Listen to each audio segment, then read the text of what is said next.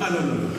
Le Congo où on va montrer la capacité de la culture, la capacité de savoir-faire, de ce qu'on sait faire au niveau de l'Afrique centrale et dans le monde aussi. Le Congo est le pays invité d'honneur des 6e assises de la coopération décentralisée organisées par le département des Yvelines le 11 octobre prochain.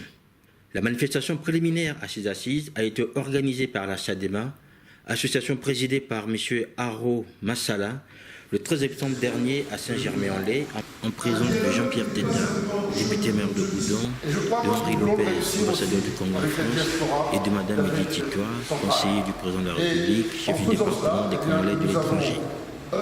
La conscience de pouvoir à la fois aider là-bas et de mieux vivre ici, tous ensemble, et je crois que le bien vivre ensemble est à la fois un enjeu local, un enjeu mondial, et en faisant cela, je crois que nous faisons tous ensemble œuvre utile. La coopération décentralisée est pour nous un instrument important de solidarité internationale.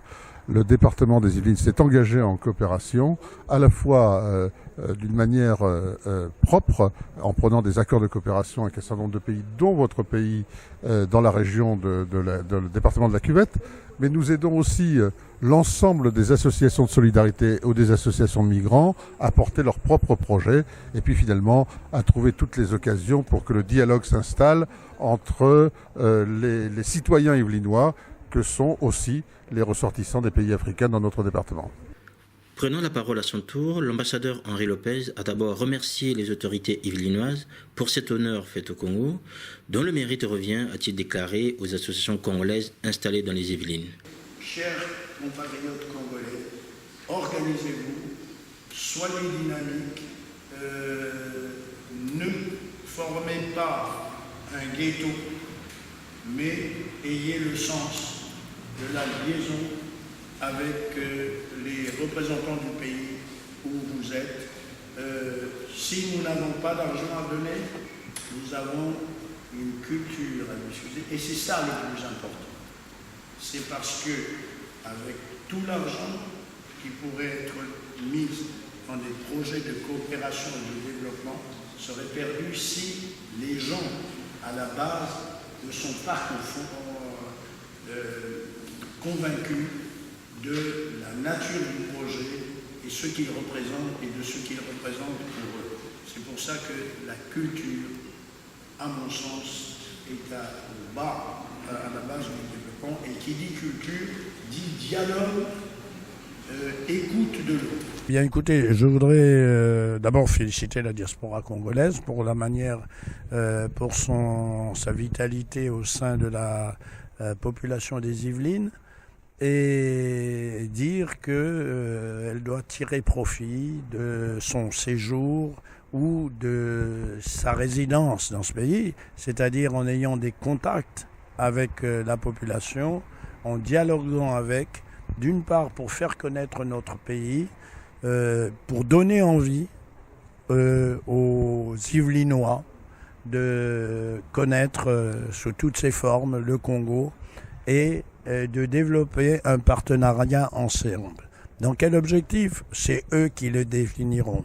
C'est-à-dire, d'une part, les Congolais des Yvelines et d'autre part, les Yvelinois. C'est vous qui déterminerez les objectifs, savoir ce qui peut se faire, etc. Et comme je l'ai dit, c'est pas l'argent qui est le plus important, c'est que les gens se connaissent, se comprennent et apprennent des uns et des autres ce qui manque, parce que nul n'est complet et tout le monde a quelque chose à apporter à l'autre. Consacrée à la rencontre des fédérations de la diaspora, cette journée avait pour thème se fédérer, être visible, agir mieux et agir plus. Quel intérêt pour les associations de la société civile congolaise? Il fallait à ce moment-là penser une nouvelle organisation des associations de la diaspora congolaise. C'est cette forme spécifique d'organisation qui a fait l'objet de débats durant toute cette journée, au regard de la volonté exprimée par les associations congolaises de se doter d'une structure représentative. À travers les témoignages des migrants et avec le concours d'organismes ressources spécialistes des migrations, comme le GRDR, Migration, Citoyenneté et Développement, Comité français pour la solidarité internationale, Forum des organisations de solidarité internationale issues des migrations, Les tables rondes ont questionné la démarche de création d'une fédération, les fonctions qui lui sont assignées, le rôle de la fédération, le rôle que la fédération entend jouer auprès des pouvoirs publics du pays d'accueil comme du pays d'origine, ou encore les modalités de sa vie interne. À l'issue des 4 tables rondes, la responsabilité est revenue à Mme Edith Itoa, conseiller du président de la République, chef du département des Congolais de l'étranger, de faire la synthèse des travaux de la journée. Des exposés très riches, et donc je disais que c'était une journée instructive pour notre colonie qui n'a pas ni culturellement ni physiologiquement l'ADN de l'associatif, du communautaire, donc on apprend. Et je pense que nous devons faire de gros efforts pour apprendre auprès de ceux qui savent. Il ne faut pas qu'on ait honte d'aller vers ceux qui sont déjà organisés et apprendre auprès d'eux. Alors, pour faire la synthèse de cette journée, je vais donc revenir sur quelques points qui ont été signalés ici, en tirant à chaque fois une petite conclusion ou en disant ce que nous, on pourrait capitaliser sur ce qui a été dit. Et ensuite, je dirais quand même un petit peu ce que nous sommes en train de faire au Congo pour notre diaspora. On l'a dit ici, tout le monde est au courant, c'est une problématique nouvelle au Congo. On ne parlait pas vraiment de notre diaspora. Pourtant, nous avons un ministère des Affaires étrangères. Pourtant, au ministère des Affaires étrangères, il y avait une cellule de mobilisation de la diaspora. Mais le travail en lui-même était fait de manière latente, on va dire.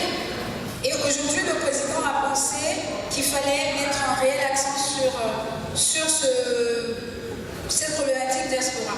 C'est pour ça que nous sommes là. Nous sommes conseillers du chef de l'État. Nous ne sommes pas un ministère. Donc notre rôle à nous, c'est lui faire des recommandations que lui fera exécuter par son gouvernement, par l'exécutif. Et on espère que les conclusions que nous tirons ici, celles que nous tirons dans d'autres rencontres, vont permettre d'enrichir la problématique diaspora au Congo, donner une vraie visibilité à notre diaspora. Alors, pour revenir à ce qui a été dit, au Congo, il se fait déjà des choses dans le sens de la mobilisation, de l'accompagnement des compatriotes établis à l'étranger. Et on essaye de faire en sorte, en tout cas, on part d'un postulat simple, c'est que M. Mokou l'a dit d'ailleurs, quand on est bien intégré dans son pays d'accueil, on peut apporter de l'aide à son pays d'origine. Si on n'est pas bien là où on vit, on ne peut rien, on ne peut pas aider son pays d'origine. Donc on devrait faire un effort à faire en sorte que les Congolais soient bien là où ils sont. Donc ça aussi, ce sont des recommandations que nous ferons à notre gouvernement, à notre président d'abord, qui est notre chef hiérarchique, Parlement, et ensuite lui donne des instructions à son gouvernement. Côté animation, c'est l'art culinaire qui s'est exprimé en premier. Différentes associations se sont prêtées au jeu d'un concours culinaire qui a permis aux participants de goûter les spécialités du Maghreb et d'Afrique. Aroma Sala, président de la SADEMA, a remercié vivement les lauréates et leurs équipes qui se sont illustrées en cuisine. Et je peux remercier une fois les 3 dames qui sont présentes au nom de leurs équipes, les mecs qui ont pu faire ces beaux repas. Je ne sais pas quoi dire. En tout cas, merci pour cela. Et nous avons bien mangé. Et voilà pourquoi le comité d'organisation a pensé, que toutes les 3 sont gagnantes. Voilà, merci. Après l'art culinaire, le tour est venu à l'art vestimentaire de s'exprimer. La styliste Brigitte Auba a présenté sa nouvelle collection à travers un défilé de mode qui a été bien apprécié par le public. À l'issue de ce défilé de mode, un jury a désigné la Miss Assise 2014.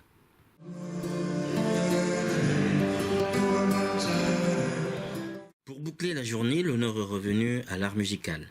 Les artistes Dana, Jackson Babingi, Lokomasengo ont interprété leurs œuvres et des airs bien connus des Congolais.